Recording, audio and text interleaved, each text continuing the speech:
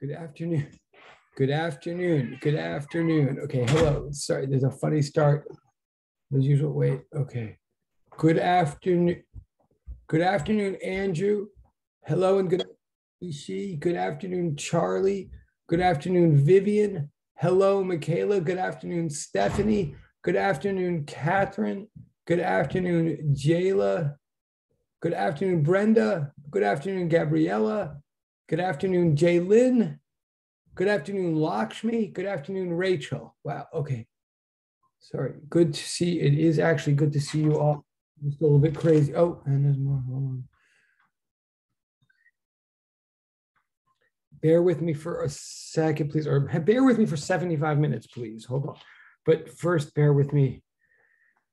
Oh, and there's more. Okay. Hold on. Or talk amongst yourselves for a second. Please.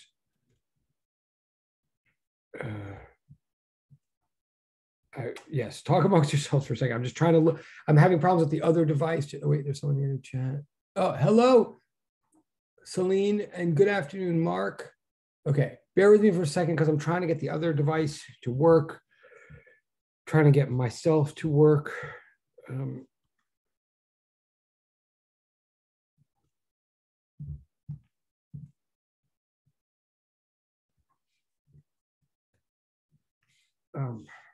Yes, bear with me. Okay.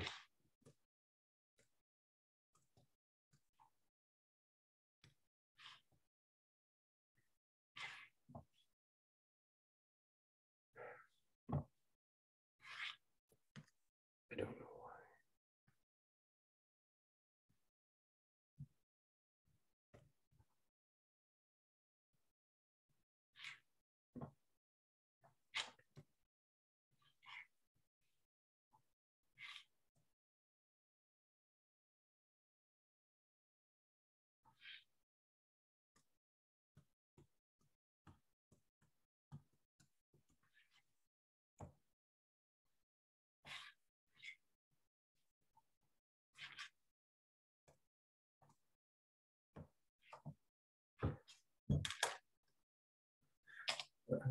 Well, okay, 1 second. I'm still here. Oh,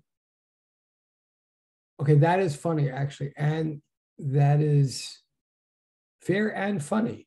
And sort of no, but that is fair and funny. And wait, tell me if my glasses, that's so weird. Okay, wait, I'm going to let myself not get distracted from it, but fair, funny, no, but sort of yes, except for the not. But I'm actually going to, okay, hold on a second. Sorry. They don't have a, the minute they come up with a diagnosis for what I really actually am will be the minute that they come up with a cure, I guess. Hold on. But I might have to turn off my video for a second to fix this. I'm not sure.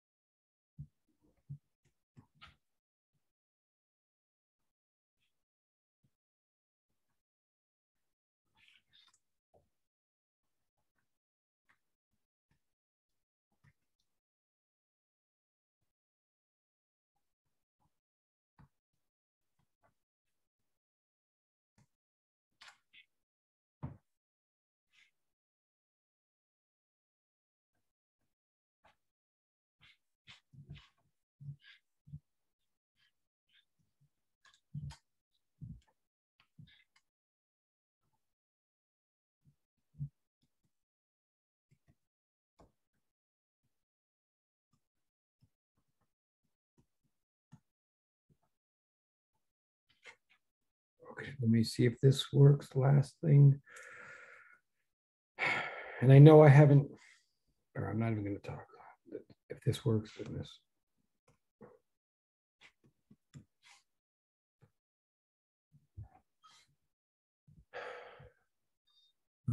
Is that so? Oh, that's my ceiling. That's a good sign.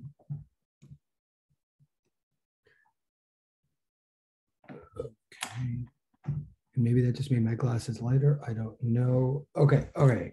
Um, okay.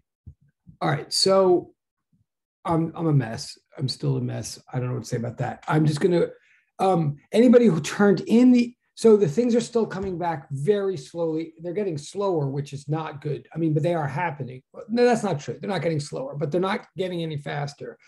So you either have one in your position or you don't. If you don't, you will soon. I don't know what I mean by soon, but you will soon.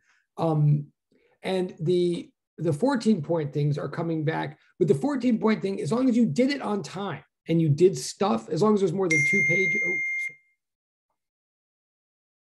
what? Sorry. As long as you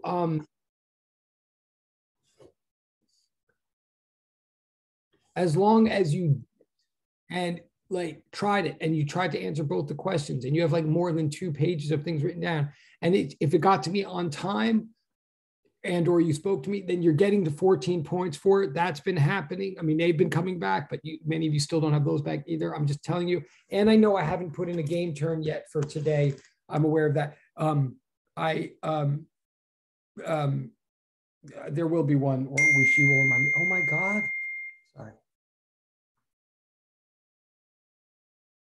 Okay, I have no idea what's okay. But from right now, you could tell I'm even a bad imitation of myself or a good imitation of myself. So I'm just going to go on with the material for right now before I get myself even more distracted. The I'm just going to go on with the material. Sorry. And we'll get back to all kinds of things like that, like when we do like this. And oh my God.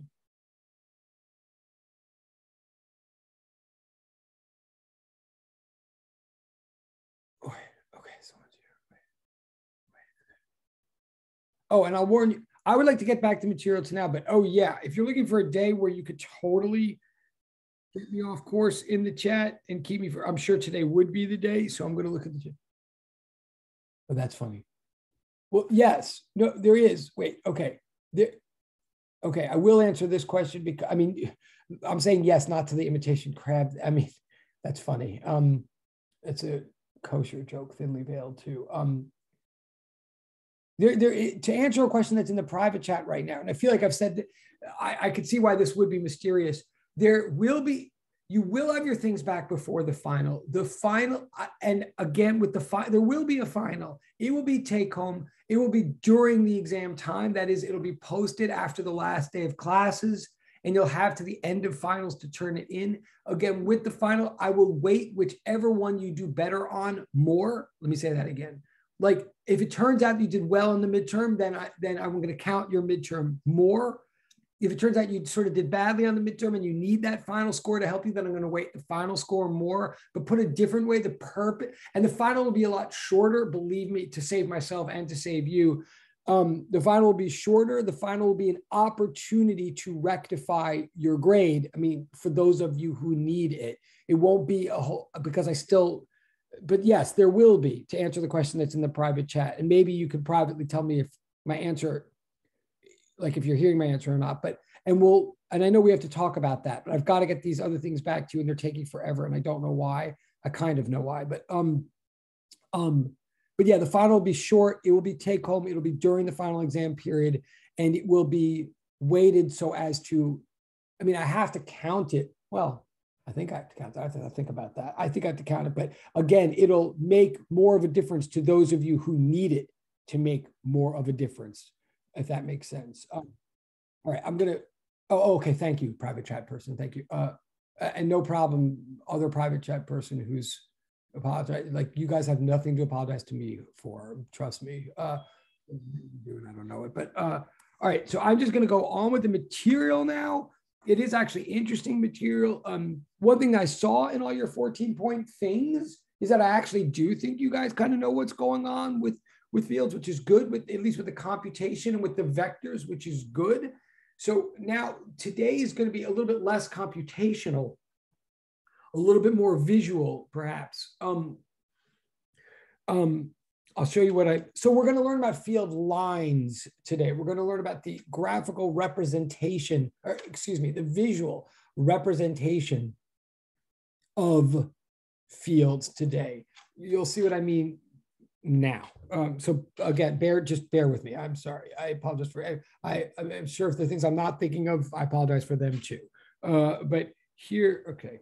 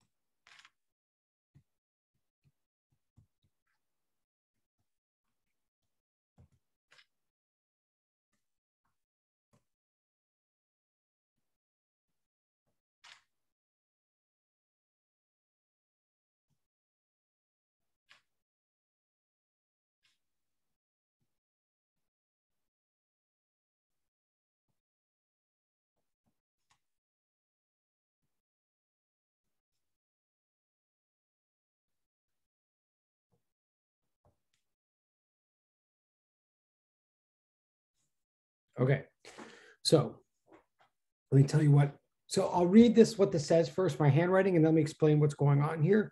So I'm trying to ultimately show you something that actually is very important and very beautiful and fascinating. Ultimately, what I'm trying to show you how to visually represent and consider, visualize, and compute fields. Ultimately, like I'm trying to show you ultimately the picture method that we use for discussing and investigating and computing fields.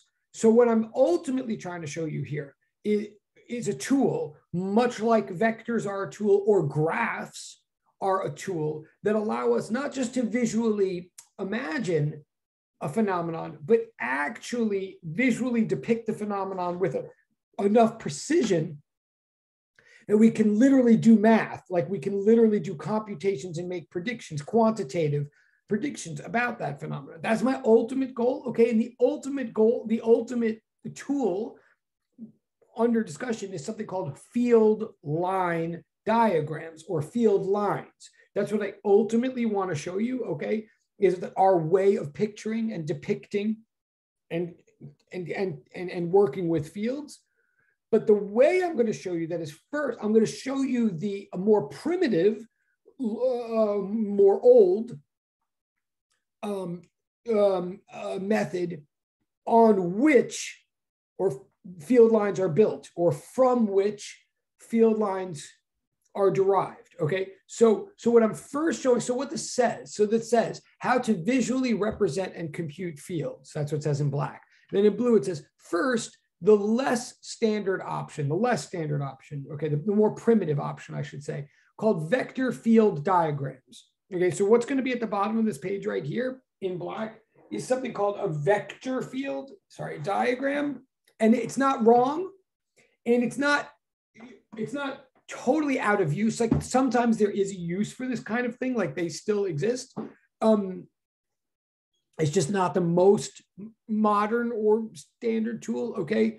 But here, for example, is the vector field. So I'm reading again the blue. Here is the vector field diagram for the E field due to a positive point source plus Q, okay? So we have this dot of charge, this positive point of charge, like a proton, and we're calling it plus Q, and it's somewhere in the lab. So it's located somewhere in the lab in space, and we're representing it somewhere on this sheet of paper here. And then what we've done in this vector field diagram, it may be immediately clear to you, what we've done is we've drawn a bunch of representative vectors.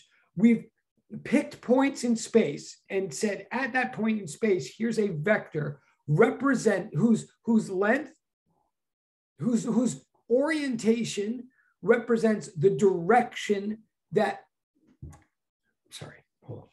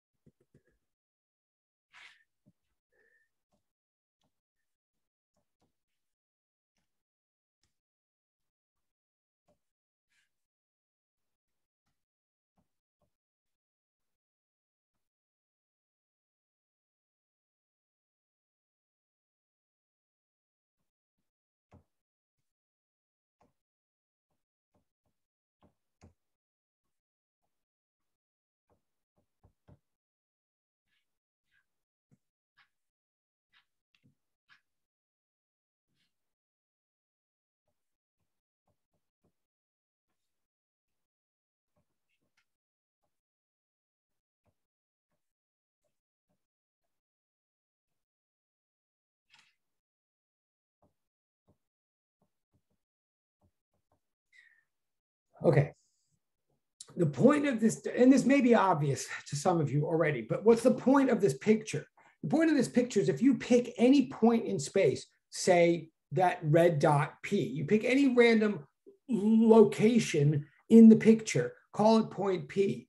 You look at the nearest arrow to that location. The arrow, the vector, is showing you the direction and magnitude, the comparative direction and magnitude of the electrostatic force that would be experienced if a positive 1 coulomb of hypothetical test charge were located at that space, right? So we're putting vectors everywhere in space to show if we were to put a charge, a positive 1 coulomb of charge, if we were to put one at a certain location, what kind of electrostatic force would it experience due to the positive capital Q source charge that's right in the center of the page or center of the diagram, right?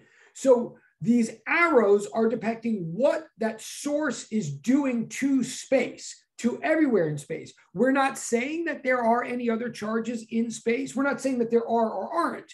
What we're saying is we can see what's happening to space by imagining what would occur. What would be the pull or push, but in this case, push, that a positive 1 coulomb of hypothetical unit test charge would experience if at a certain space, right? So, and we're assuming that this whole diagram is sort of drawn to scale. like we're actually picking some sort of scale, like maybe a computer should actually draw this diagram, and some sort of scale is established so that each centimeter of arrow length maybe represents 1 Newton, or maybe 8.99 times 10 to the 9th Newtons or something of force that would be experienced by a 1 coulomb of positive charge that could be located at a space. So notice like where I have the hypothetical, the random arbitrary point P right there in the picture, like there's an arrow,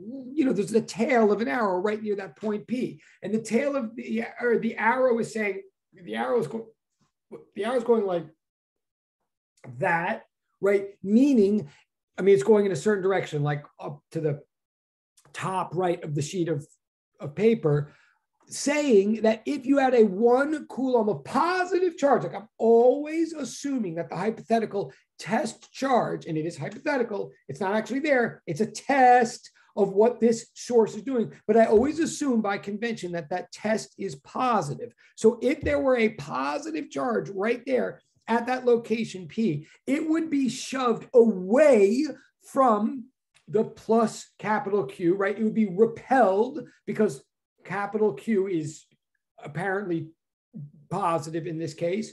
So a positive test charge would be repelled. It would be shoved outwardly along the line connecting it to positive Q. And it would be shoved with a certain amount, a certain number of Newtons that I could know if I had drawn this diagram to scale. And here's the qualitative thing is, hopefully you notice, if I go a little bit farther away, if I look at some other point, like maybe if I call that one P1 and I look at some other point up here, P2, you notice that up there, the arrow continues to point in the same direction. I would still be repelled away from the plus capital Q, but there the arrow is a little shorter. Because I'm farther away, the force would be weaker, like KQQ over R squared. The R is greater, so the over R squared is greater. So the whole force would be lesser. And again, if I had picked like a proper scale and drawn this to scale, then that arrow up there would be that much smaller because it represents precisely that many fewer Newtons of force, right? So each one of the tails of each of these arrows represents what kind of electrostatic force, magnitude, and direction would be experienced by a unit test charge that might be located there. Notice a couple more. So I'm not trying to make it too big, but so it's a vector representation of field. Notice I just picked a bunch of representative arrows. Like I drew enough arrows to show the pattern of what this source charge was doing to the space around it. I drew enough arrows to show a pattern. I hope it's clear that I just drew representative arrows. Like once you get the pattern, the idea is there's any point in space that you pick will have some arrow there, whether I drew it or not, some arrow that follows the pattern, right? So there's field everywhere, and the field is getting weaker and weaker as I go away from plus Q, and it's always pushing in this radial fashion. So that's a vector field representation that places a vector at every point in space indicating what force would be experienced at that point in space due to the source. This is the vector field representation from a point source. A source could be more than a point. This just happens to be a point. I'm going to go on and do one more vector picture now just to show you something. And then we're going to switch to the better representation. Okay. So here's one more. Obviously, put questions. If you have questions about what I'm saying, obviously, please do put them in the chat. If you have questions about anything else in life right now, I think my brain will not be able to answer them. But this is a vector. So this is an example of a vector field diagram. Specifically, this is the vector field diagram from a positive point source known as capital Q. Now, on the next page, I'm going to here is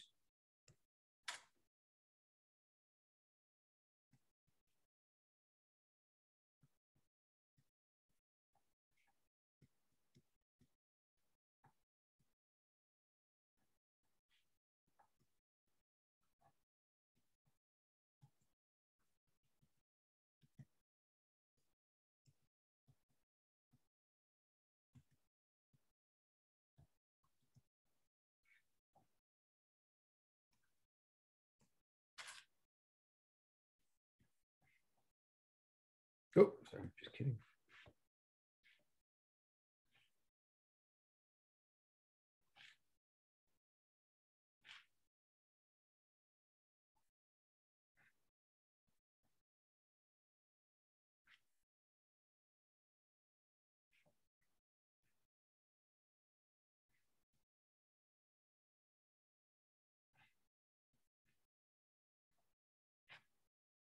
Okay, just bear with me for a second.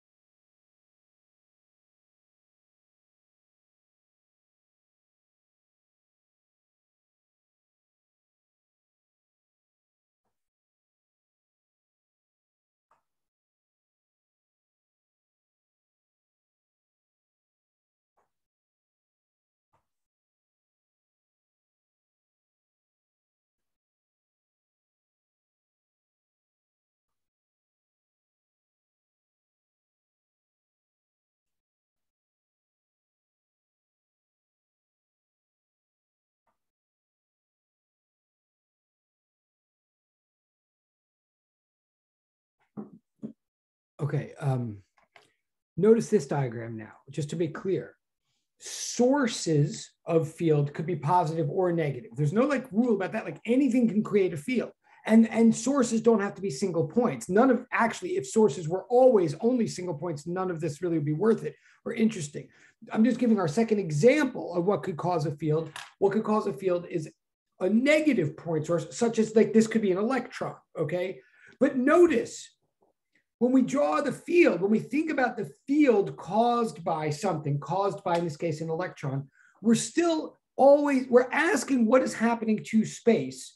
And we're always asking the question, what force would be exerted on a hypothetical positive test charge if a positive test charge were located somewhere in the space, somewhere in space.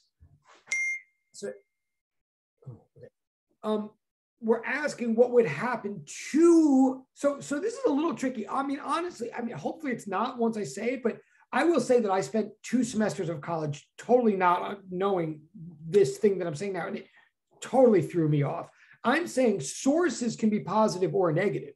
Sources are whatever they are. We're actually investigating what do charges do to space? What do protons do to space? What do electrons do to space? When we ask the question, what does something do to space?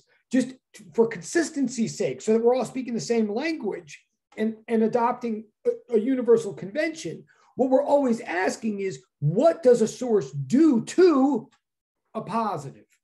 Okay, I mean, so the source can be positive or negative. The source is the creator of field. The test is the receiver, okay? And it's called a test because it's not like actually there. If it were actually there, then it's a force. But the test, the thing that we're imagining, experiencing the field, that we always imagine as positive. That's just a convention. If we wanted to, we could always imagine it as negative, and we would ultimately be fine. All of our diagrams would be flipped, but it would all work out the same way. But we have to imagine one or the other. Otherwise, this whole thing is just a mess. It doesn't, okay? So sources are either positive or negative. Tests, test charges, the receiving hypothetical charges, they're always assumed to be positive. Thus, you look at a picture like this, the way we think of negatives as is influencing the world, the way if we put an electron down on a table and we say, what's its field doing? What is it doing to the world? We think of it as pulling in, and we think of positives as pushing out. Because in either case, we're asking the question, what would they do to a positive? Wait, something in the chat, I think. Right, that's a very, okay. We're going to get, okay, there's a very good question in the chat. And thank you for bearing with me in all this. Clearly somebody is listening, which Lord knows, I don't know how you're doing. If I were you, I would have a very hard time listening today. But yeah, okay, so a very good question in the chat. That I definitely am going to answer. I might be able to answer a little bit better in like a minute when I get, okay, the question in the private chat is, so you know how things move from hot to cold? The question says, you know how things move from hot to cold? Does the direction of the vector field point from positive to negative? Do things go from positive to negative in the way, in science, in physics, in the way that things tend to go from hot to cold? That's a question in the private chat. I think it's a brilliant question. I mean, I think it's a very insightful, good connection. My ultimate answer, well, first of all, and I do think the person asking this does understand what I'm saying. My ultimate answer is yes, certainly. If I'm choosing between yes or no, my ultimate answer to that question is yes. I think you're going to see a little bit more of the specifics of that in a moment when I get to actual field lines. What I ultimately will say, I say ultimately, in a couple of minutes, I will say, yes, field lines go from positive to negative, never the other way around. That's this precise sense in which this private chat person is correct in asking what they're asking. I want to be a little bit more refined about that when I get to it in a moment, but so indeed, field lines, you will see in a moment, are always drawn in the direction of from positive to negative. And also in the lab, in your lab in particular, it's also fair to say that the direction of conventional current goes from positive to negative, which may or may not, I don't know if that's obvious or confusing or what, or a whole other topic, but it's also true. So the person asking the private chat is definitely onto something. Now, I will be, okay, I always do this. I will be more specific about that in a minute, but good, yes. Back to this right now, though, for the moment. Just notice that this diagram is exactly the same as the other diagram. It's just that all the arrows are pointing in now because I think this is consistent with the private chat person. We're saying, like, if you were a little proton anywhere in this space, you would find yourself pulled in toward the negative. And the farther away you are, the less intensely you'd find yourself pulled in, like the arrows are getting shorter. Again, by the way, this is just my hand drawing these things representatively. Like those arrows, like those arrows would just get smaller and smaller as you get farther away, but without limit, right? I mean, like I eventually, with my marker, can't draw them anymore, but like they would get, there's no point at which you get to space and there wouldn't be some kind of tiny arrow. I think everybody gets that, I think. So now, we could draw more complicated drawings. I mean, that's just a positive point source and a negative point source, but you could have a dipole source. Like you could have like a hydrogen atom sitting on the table. You could have like a plus next to a minus. I mean, a proton next to an electron, and they're somewhat close together, and they're closer together than anything else in your laboratory or in your space. And together, they're creating a field going out into space. Or maybe you might even say, well, if it's just one positive and one negative, wouldn't the field cancel? Would there be nothing? Okay, maybe that's true. That's a good point. Good point. But maybe we could have like a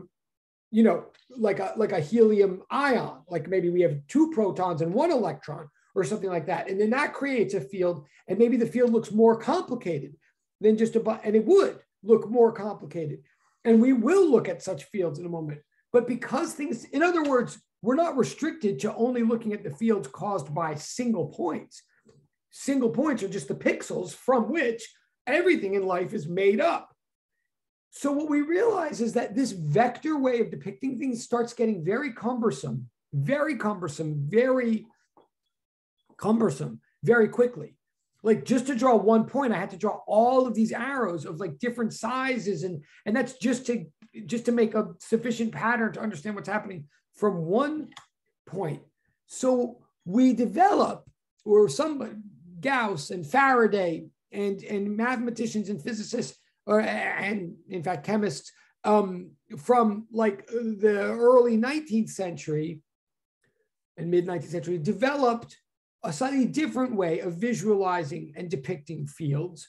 And it's an improvement upon these vector diagrams. And this improvement is called field line diagrams. That's what I'm going to show you now. And I'm going to, okay.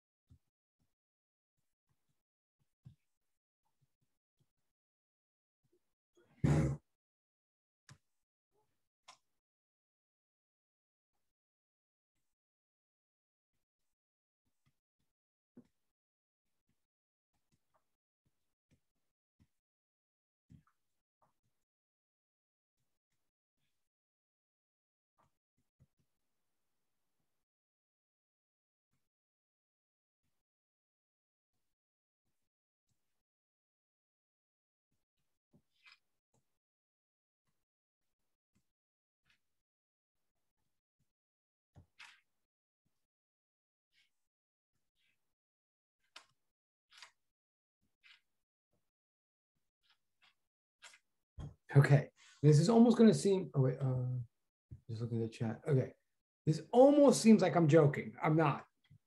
I mean, this almost seems silly what I'm saying here.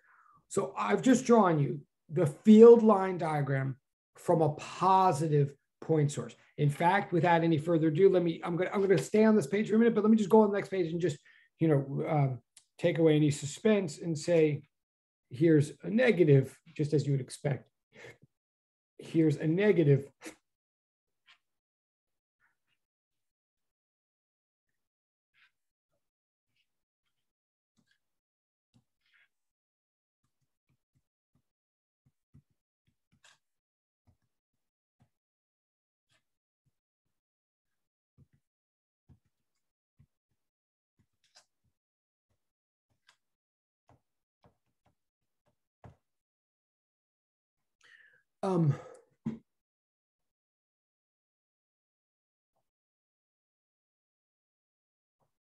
Now here, I'm going to explain this, but I'm going to do one more diagram now, just so that you see that something actually has happened. It doesn't even look like I've changed anything. I'm aware of that.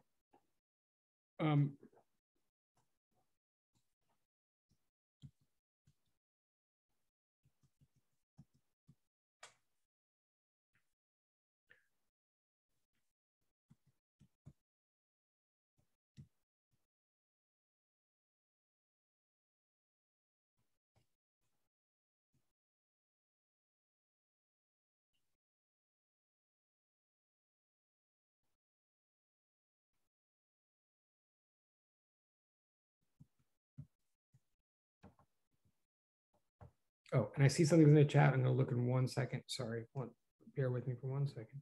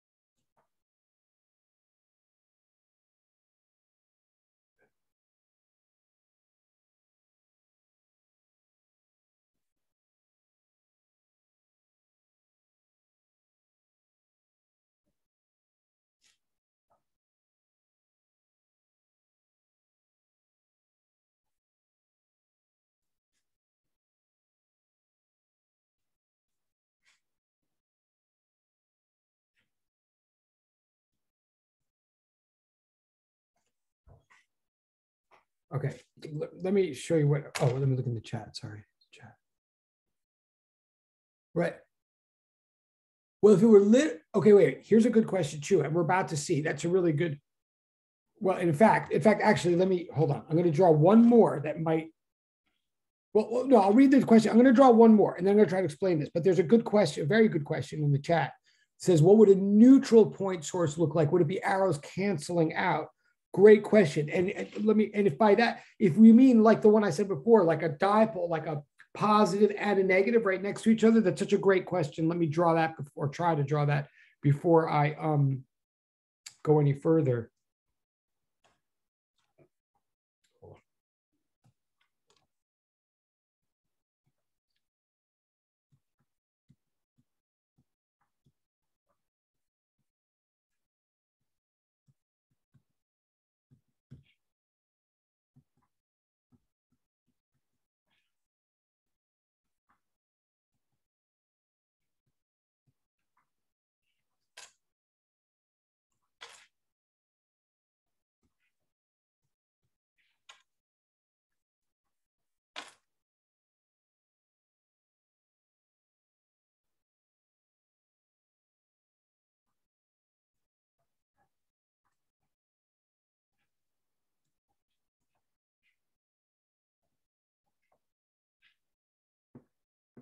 I mean, this is a sketch, obviously. I'm going to show you realer, better, slightly more accurate or slightly more precise ones in a moment.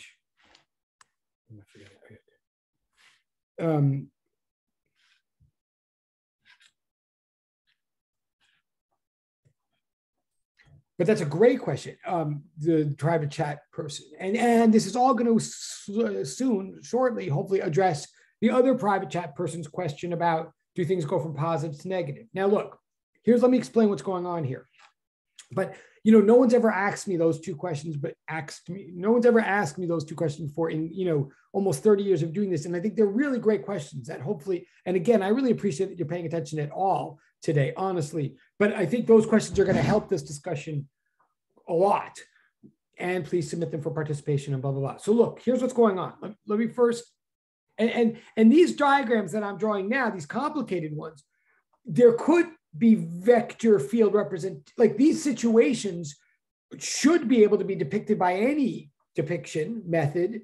And we could depict them by vectors. But the reason I didn't even try to depict them with vectors is the diagram would get so complicated and hard to draw and so messy so fast that, in fact, that's one of the reasons we have this other method, is to be able to capture more and more complicated situations. So let me tell you what I'm saying, okay?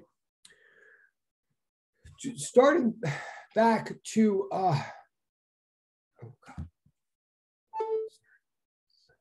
okay, going back to just the positive point source. This picture that I just drew, it maybe even just looks like I just zoomed in on the vector picture. It might not even look like anything different from this, or it might, I don't know. Like this was the vector picture, the one at the bottom, okay? This is the vector field representation of the field due to a positive point source. When I go to the field line representation here, all I've done in a way, as you might see, I didn't mean to zoom in. I'm not changing the size of the picture, not deliberately anyway. All I'm doing is I connected all the arrows. Okay, that's the big shift, is that I connected all the arrows. I don't have a different vector at every point in space. In fact, I don't have vectors at all at any point in space. In fact, you'll see in a minute, these are arrows, but they're not strictly speaking vectors. Each one of these arrows began with its tail at the positive charge source, right? And then the idea is that its tip is going off to infinity. Like if my page were twice as big as this page is, the arrows would have been twice as long. They just go to the end of the page, or at least in this case, in this diagram they do, right? They don't land anywhere. So in a way, all I've done is connected up the arrows. I've just said it's like too hard to draw a different arrow at every point in space, even if I'm only picking representative points. There's just too many arrows to draw. So all arrows that are going in the same direction, I connect all as one big line, okay? and I'm going to give you rules for making these lines in a moment. But all I did was connect up the arrows. So what's the gain? What's the adjustment? I mean, the gain is there's fewer arrows to draw. It's just like a less complicated picture to draw. But it's supposed to accomplish the same thing as the arrows. I'm still trying to quantitatively depict and represent the same information. The information that I'm trying to represent is direction and magnitude. If my drawing is to work at all, it needs to still be the case that for any point in space that you pick, you can look at that point and tell the direction and the magnitude of the force waiting to occur at that point in space, right? If this diagram is going to do its job, it's got to do that, right? So in other words, we still should be able to like put a point P somewhere and ask ourselves, okay, what's going on at that point? Where are we being pushed and how hard comparatively are we being pushed? Okay. So on the one hand, what seems sort of still the case, what's still evident is direction still seems to be pretty clear in this picture.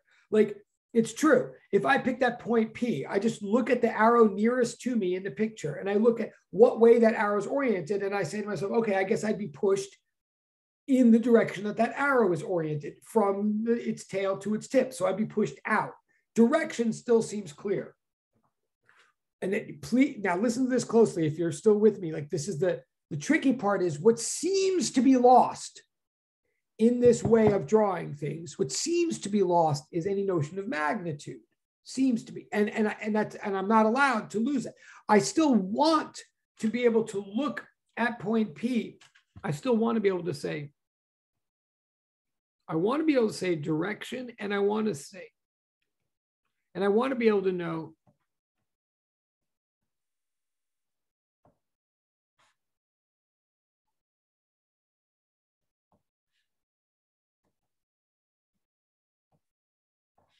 I still want to be able to answer the question from looking at this picture, what would be happening to a 1 Coulomb positive test charge located at P? If I look at lengths of arrows, they will no longer tell me the magnitude of the force at point P, right? That's what's lost in this picture. In the old picture, in the vector field picture, you look at the nearest arrow and however long or short it is compared to other arrows, you know how hard you're being pushed. Like if you literally drew the whole thing to scale and you looked up the scaling factor and it was done by a computer, you could literally get a number. But even if you couldn't literally get a number, even if you're just looking at my rough sketches, you could totally discern qualitative, comparative magnitude.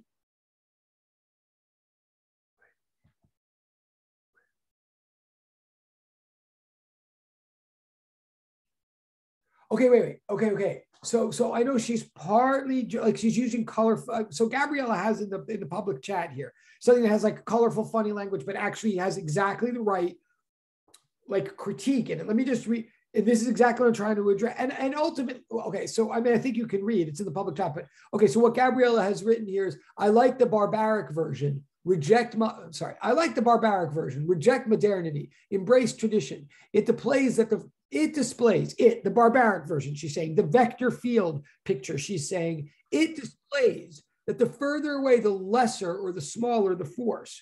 Okay, now look, I want to take even if she's half joking, I want to take this really seriously and not to argue with it, but to say something. Because this is the point. I mean, and again, I got to thank you guys, like in your colorful way, wherever you clearly are paying attention. Thank you. And you are getting my point. Even if Gabrielle is saying she's rejecting something here, she's clearly getting the point. Let me make it clear to everybody. In this new version that I'm drawing, and ultimately, I don't care which one I care. I love you all. In the end, you can like whatever you like better. I mean, for sure. I'm not trying to run one of these diagrams for office here. I will tell you that one method is used more commonly than the other. And so you would want to be, and in your higher science courses, one is going to be used. You certainly want to get facile with both of them. But you can like whatever you like. But it is my job, regardless of whatever you like. I totally have to. I have to address Gabriella's concern here. What she's saying is totally correct. If you look at this picture, it looks like, at first blush, it looks like the information of comparative magnitude is lost to this picture. It looks like if you look at point P, you can't tell how it looks like you can't tell exactly the thing she said, that the farther away, the lesser or the smaller the force. And I absolutely agree with her 100% that we need to be able to see that in a picture for the picture to be worthwhile. It is true. The farther away we are from this point source, the smaller, the weaker the force. Totally true. Second of all, or B, or whatever, definitely true that if our diagram can't depict that, if our diagram can't show that to someone who didn't already know it, our diagram is useless, because the purpose of making these diagrams is not just to diagram things that we already know. We ultimately want to be able to diagram and compute with things that we don't already know. So it's got to tell us what's going on with the magnitude. Now, here is the deal, and I'm going to write this on the next page. The truth is, the information is there in the diagram. It is. It's just in a more subtle fashion. I'm going to write on the next, and so let me take the next page. Hold on a second.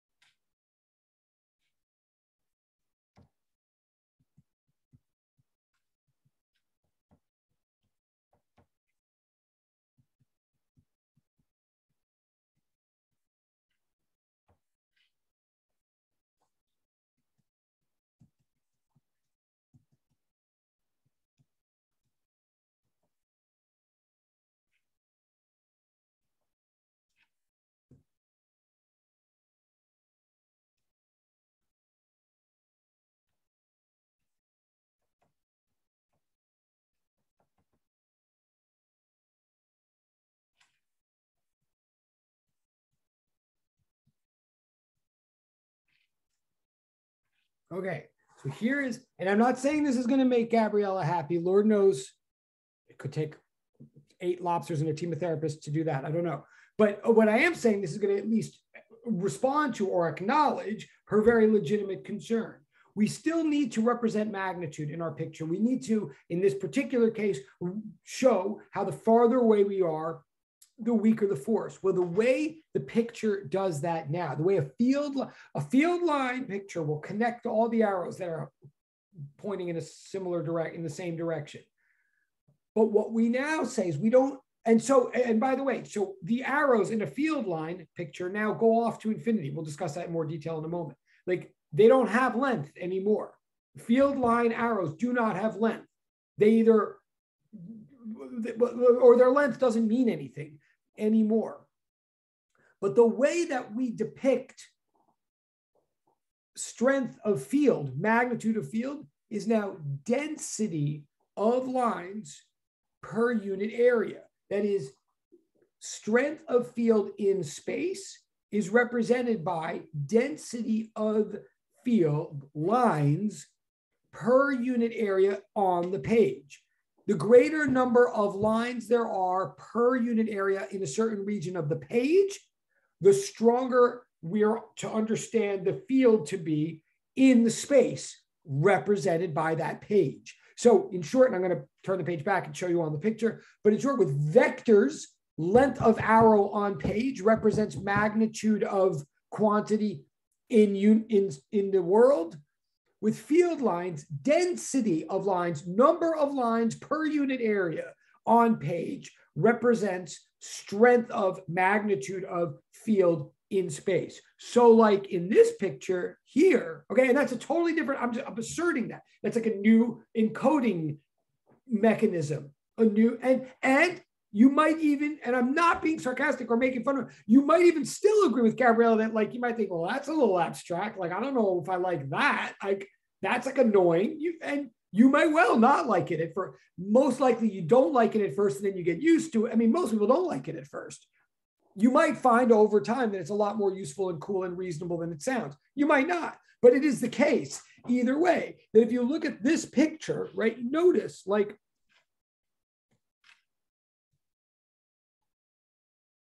if I want to compare 2 points in space, P1 and P2, and I depict them on my sheet, on my diagram here, P1 and P2, just 2 points in space, like what I notice is that around here in this general area, the lines are a lot closer together than in this equivalent area over here. Like, and again, if I were doing everything perfectly to scale, I could even have a scaling factor that says for every 3 lines, field lines drawn on the page per square centimeter on the page, that represents a field strength of 1 Newton per Coulomb or something like that.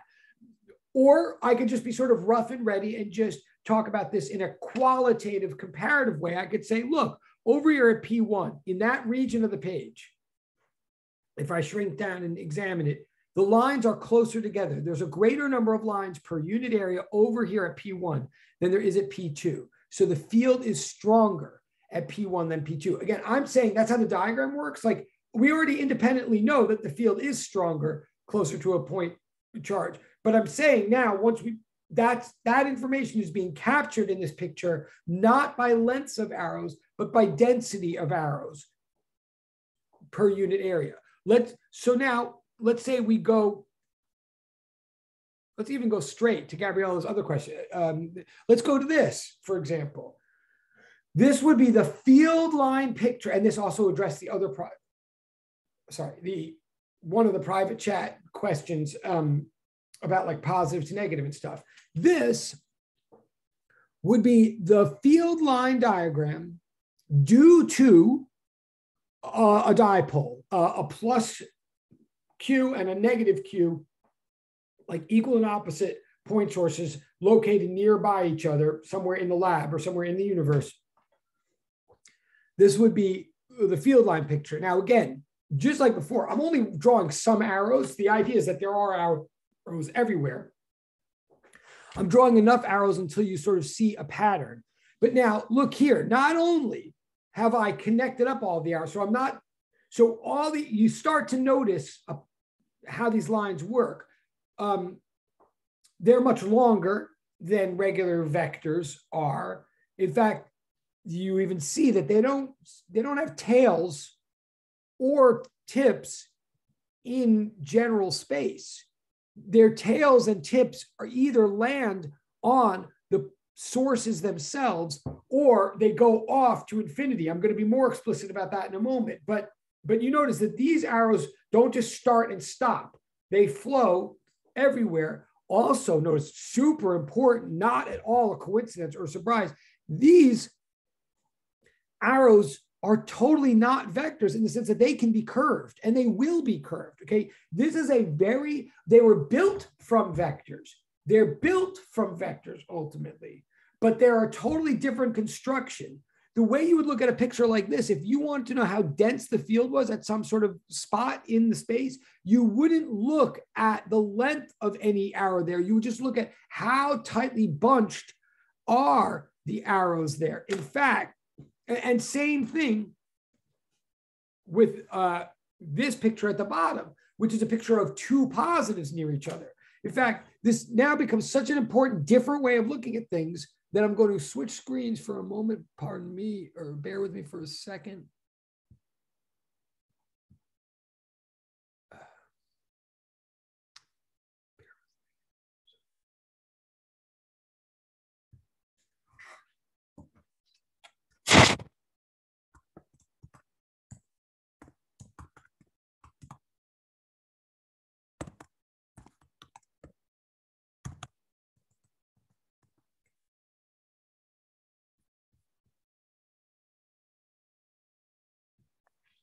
Okay.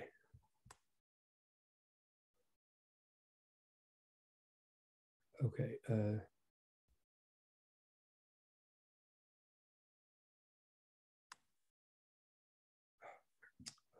Sorry.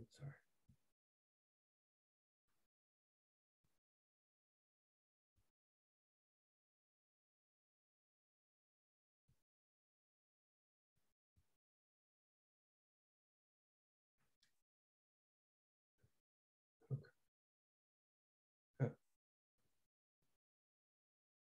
Come on.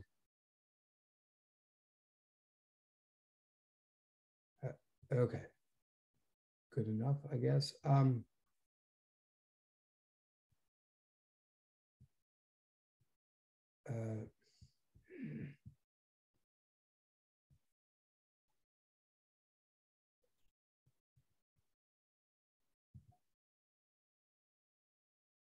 Okay. So if you look, so this is like just from Google Images, right? This is not, if you, and I, it's probably a way to enlarge, I should be able to zoom in, but if you just look at that picture, you know, on the shared screen now, or all these different pictures that are like everywhere. I just typed EFieldLines into Google Images, like I didn't do anything exotic. And there's more fun things and ways you can play with these pictures. I mean, you can go crazy with this course, like anything, but I would recommend it. But let's just look at these. These are better depictions than my raw hand just did. And these actually are drawn more or less to some sort of precise scale. It's still just a bunch of representative lines, but look what we have here. Like, if you look, what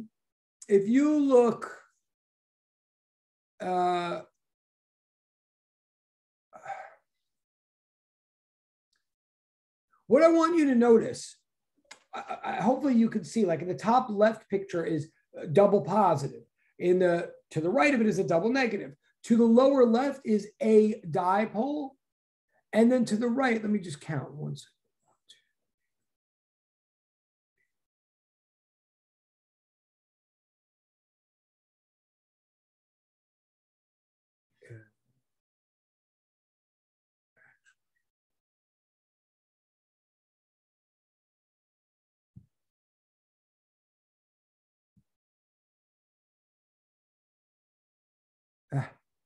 Okay. Oh, okay. So this is pretty good. If you look at this picture in the center of your screen right now, the left, right? I mean, hopefully you can see the left one is a positive Q and a negative Q. The right one is two positive Qs. Some of the other diagrams that looked similar to this, but looked less symmetric, more asymmetric, would be like the depiction. And you can obviously on your own computer right now, you can just pop around and look at the different things. You know, you could conceivably draw a picture of two positive Q and one negative Q or something. And what you see when you look at these diagrams, well, you certainly see that the arrows can curve. They don't have to be straight. They are not vectors any longer, right? You also see, like the private chat people were asking, you see how any arrow in these pictures, in fact, all right, I'm going to give you a list of rules right now. Right now, I'm just going to say the rules and then we're going to write them. Oh, the link. Oh, I'm sorry. Oh, okay. The link. I mean, all of you are so much better than doing searches than I am. Like, it didn't even occur to me that you'd want. Sure, I'll give you the link. I mean, but really, this is like the most idiotic brute force. Hold on, I will put the link in the chat. That's funny. I didn't even think to do that because I'm so. Okay, so that's the link. Oh, Texas. Oh, well, that's cool. Okay, my best friend forever. Teacher. Anyway, I'm going to say some rules now, just in case I don't even get to write them down. Here's the rules of writing and reading field lines. Okay, these are literal rules, and maybe you can write them down while I'm saying them. Oh, that'd be like weird, like a class kind of thing to do. We have 9 minutes. I'm going to say them. I'm not going to write them because I want to be looking at this picture while I say them. But I would highly recommend that you write these down. These are the rules for writing and reading field lines. Okay. Rule number 1 is every field line must either start at a positive source or come in from infinity. Okay, I'll say that again. Rule number 1 is every single field line must either start at a positive source or come in from infinity. That's rule number one. Rule number two, you might predict, is that every single field line must either end at a negative source or go off to infinity.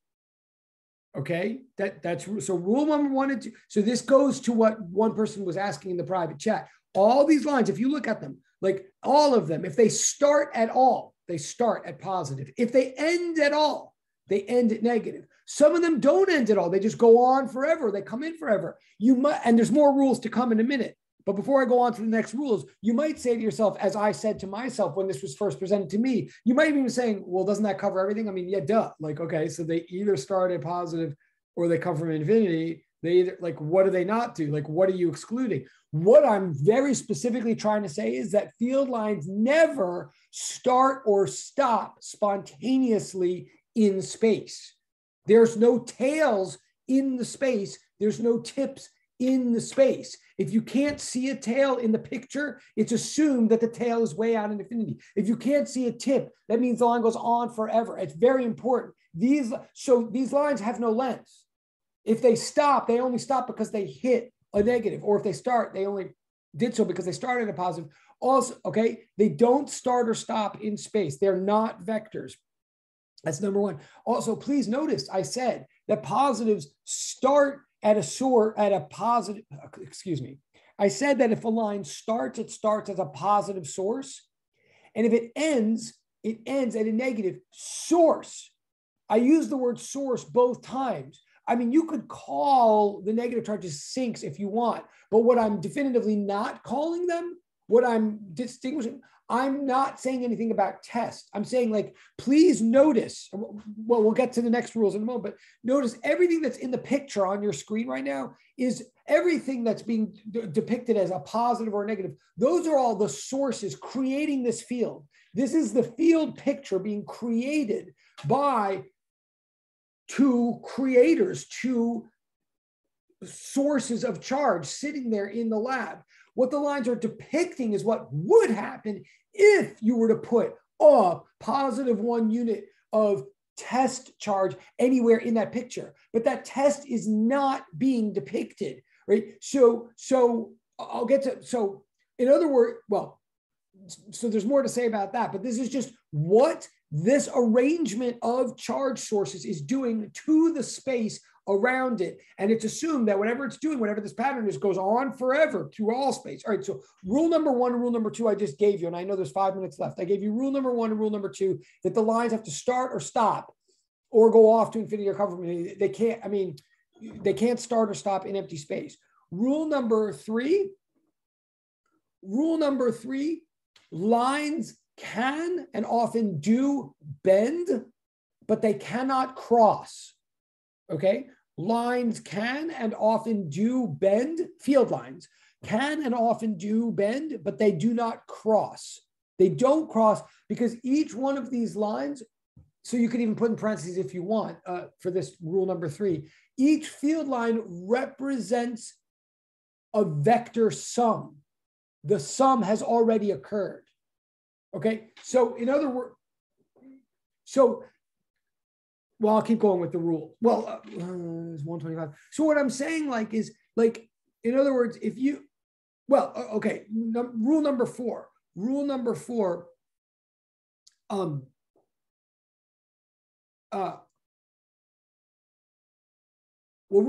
is what we wrote already on the other page. Rule number four is magnitude of field at any point in space is represented by density of field lines per unit area on the page. Okay, we already said that before, but magnitude of field is represented by density of lines on the page. Rule number five, and this is it. We're just about done. I know, I'm watching the clock. Rule number five.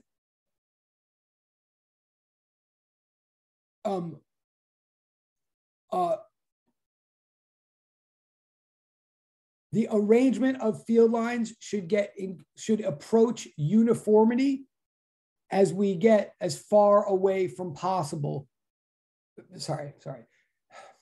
Arrangement of field lines should approach uniformity as we get as far away as possible from the source.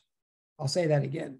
Arrangement of lines should approach uniformity as we get farther and farther away from the source.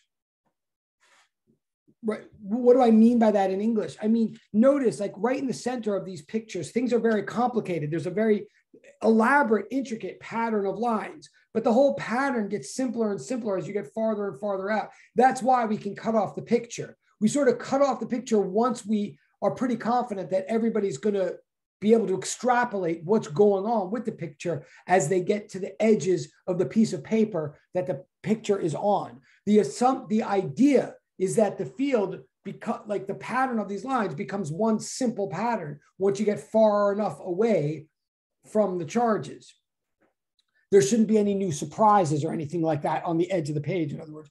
Last rule, and then this is it, and I know we only have 2 minutes left of class. Last rule, so rule number six, I believe, is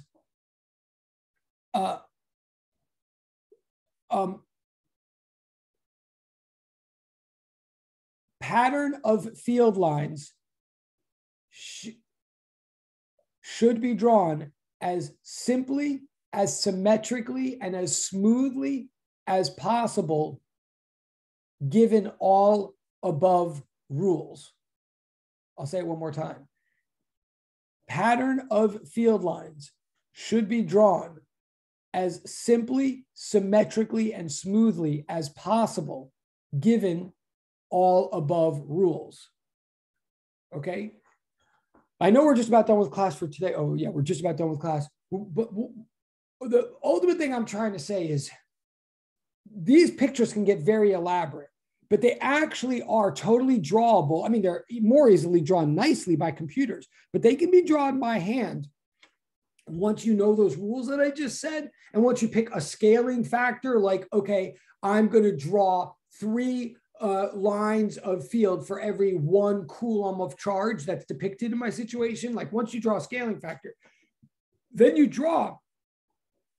start drawing. And what we're looking at, I know class is just about over, but just so you know what you're looking at, like the person who asked, do lines go from positive to negative? Here's what I want to say. I mean, this is like the summary of the whole thing. The lines most certainly do go from positive to negative. But what are the lines telling us? What I want to make clear to everybody is this picture on the left that you're looking, or on your left that you're looking at, the dipole.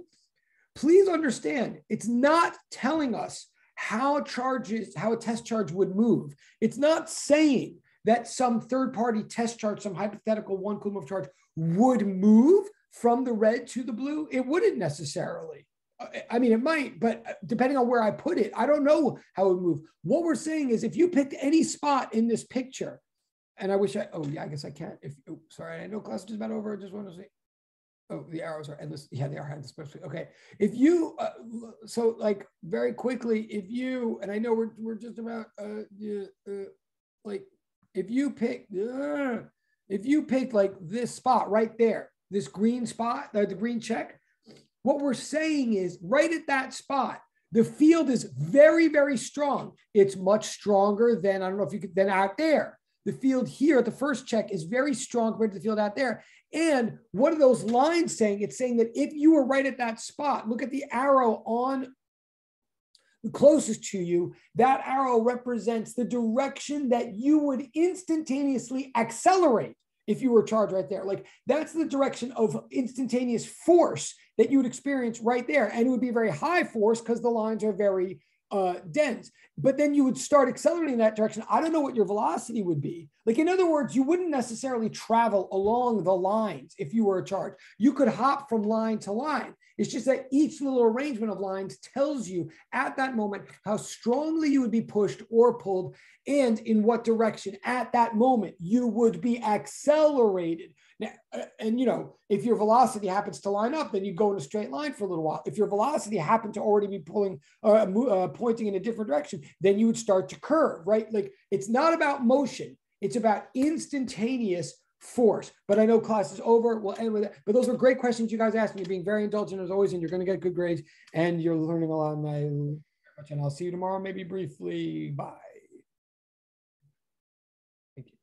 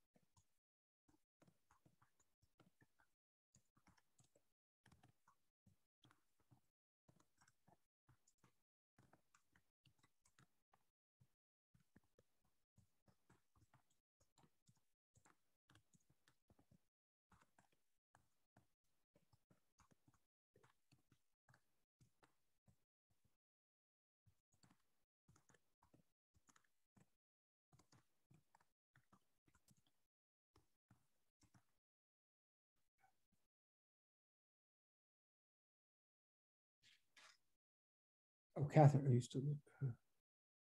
So I just wrote you. I don't know if you can. I don't know if you're the only one there.